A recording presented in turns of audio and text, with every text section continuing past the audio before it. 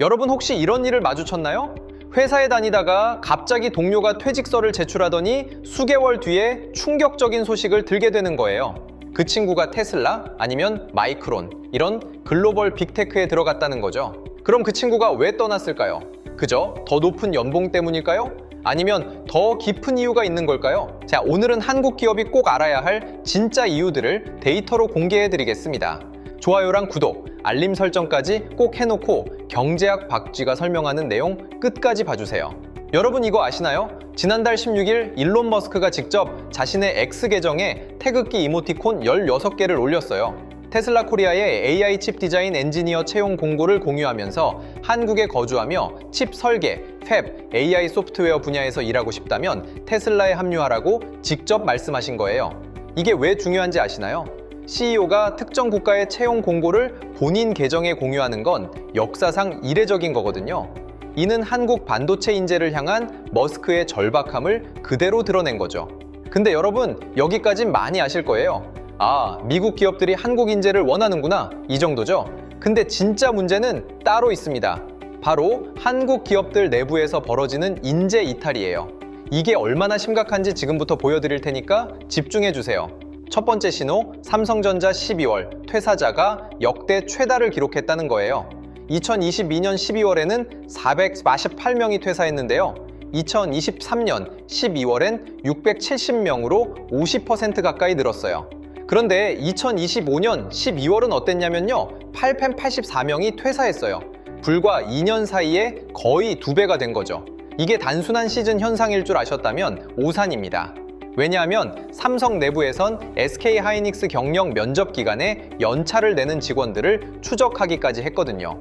심지어 삼성 DS 부문장이 매주 위톡 시간을 개최해서 MZ세대 직원들과 1대1 면담을 시작했어요. 이게 뭘 의미하냐면요. 회사가 비상이 걸렸다는 거죠.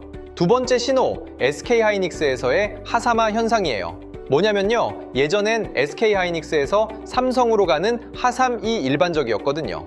근데 지금은 삼성전자에서 일하던 박사급 엔지니어들이 SK하이닉스의 주니어 탤런트 채용에 지원하는 거예요.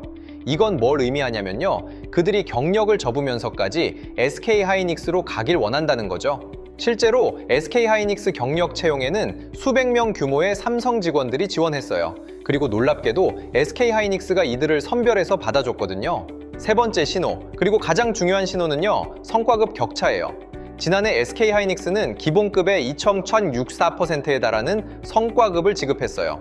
이게 몇 억인지 아세요? 1인당 3억 원이 넘는 거거든요. 근데 삼성전자는요, DS 부문의 경우 연봉의 47% 수준인 거예요. 같은 슈퍼사이클을 겪고 있는데 보상이 서로 다르다는 거죠. 심지어 삼성 내부 직원들은 올해 이직하면 향후 2년간 6억 원이 넘는 성과급을 받을 수 있다고 계산하고 있어요. 자, 이 상황에서 당신이라면 뭘 선택하겠어요? 그럼 마이크론은 뭘 해서 했냐면요. 지난해 12월에 한국에서 매우 적극적인 인재 유치 활동을 펼쳤어요. 건국대학교, 서울과학기술대학교 같은 주요 대학에서 채용 설명회를 개최했고요. 경기도 판교 호텔에서 국내 반도체 엔지니어들의 경력 면접을 잇따라 진행했어요. 파격적으로는요, 사전 지원자를 대상으로 당일 면접을 통해 즉시 채용을 결정하는 방식을 도입했거든요.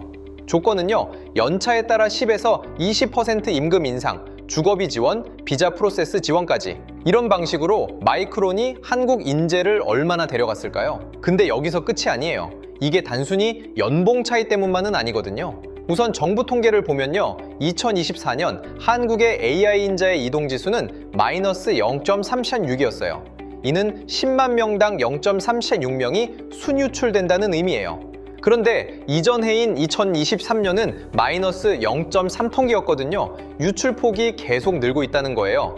그리고 더 심각한 건요. 한국의 AI 인재 유치 매력도는 세계 30, 40위권에 머물러 있다는 거죠. 이건 정부 정책만으로는 해결 못한다는 뜻이에요.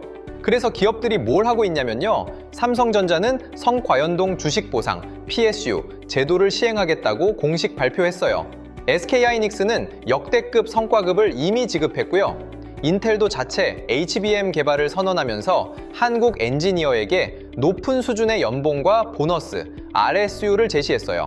그런데 이 모든 게 뭘 의미하냐면요. 한국이 패권 경쟁의 전장이 되었다는 거거든요. 또 하나 충격적인 건요, 대학 계약학과 이탈이에요. 연세대 시스템 반도체공학과 삼성 연계는 32명 모집에 62명이 등록을 포기했어요. 고려대 반도체공학과 SK 하이닉스 영예, 나는 15명 모집에 30몰명이 포기했어요. 이게 뭘 의미하냐면요, 차세대 인재들까지 한국 기업에 등을 돌리고 있다는 거예요. 왜 그럴까요? 의대 진학 때문이기도 하지만 더 근본적인 건요, 기업 정규직이 평생 고용을 보장하지 않는다고 느끼기 때문이에요. 그래서 의사나 약사처럼 평생 자산이 되는 전문직을 선택하는 거죠.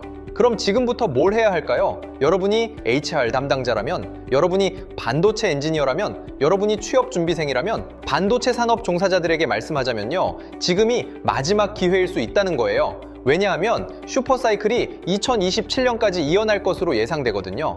이 기간 동안 성과급과 인센티브가 최고조에 달할 거예요. 당신이 이 타이밍을 놓친다면요, 기회는 다시 오지 않을 수도 있다는 거죠. 그래서 지금 스펙을 정리하고 이력서를 준비하는 사람들이 늘고 있어요. 특히 HBM 설계 경험이 있는 분들은요, 연봉 협상 때 현재 시장 지수를 정확히 아는 게 중요합니다. HR 담당자분들에게는요, 지금의 보상 전쟁은 기업의 장기 지속성을 위협한다는 걸 말씀드리고 싶어요. 왜냐하면 내가 받은 성과급과 동료가 받은 성과급이 다르다는 정보가 퍼지면요, 조직의 응집력이 깨지거든요. 삼성 노조가 경쟁사 보상 정보를 공개하겠다고 협박한 것도 이 때문이에요. 따라서 필요한 건요, 단기 보상뿐 아니라 장기 커리어 경로를 명확히 해주는 거거든요. 이 회사에 있으면 5년 뒤에 뭘 할 수 있을까? 이런 질문에 명확한 답을 줄 수 있어야 해요. 취업 준비생분들에게는요, 현실적인 얘기를 해드릴게요. 삼성이냐 SK냐를 고를 때 이 회사의 5년 뒤 미래가 밝은가?를 묻는 게 중요해요. 지금 SK 하이닉스가 HBM에서 우위를 점하고 있지만요, 삼성전자의 파운드리 사업이 언제 성과를 낼지 모르거든요. 오히려 글로벌 빅테크로의 이직을 고려한다면요, 당신이 HBM이나 칩 설계 경험이 있다면 시장 가치는 기하급수적으로 올라가 있어요. 하지만 평생 자산을 원한다면요, 의료나 법조계를 진지하게 고려할 필요도 있어요. 왜냐하면 반도체 산업도 AI의 발전 속도에 따라 언제든 재편될 수 있거든요. 정리하면요, 당신의 동료는 왜 갑자기 퇴사했나? 라는 질문의 답은요, 단순히 더 높은 연봉이 아니라는 거예요. 그건 표면일 뿐이고 진짜 이유는요, 기업의 미래가 불확실하다거나 장기적인 커리어 경로가 없다거나 성과급 불공정이 심하다는 거거든요. 그리고 이 모든 문제는요, 한국 기업이 글로벌 표준을 따라가지 못하고 있다는 신호예요. 앞으로 1년이 중요합니다. 이 기간 동안 한국 기업들이 어떤 대응을 하느냐에 따라서요, 2027년 이후에 반도체 산업 패도가 결정될 거거든요. 혹시 당신도 이직을 고려 중이라면요, 이 영상의 정보들이 현명한 결정을 하는데 도움이 되길 바랍니다. 감사합니다.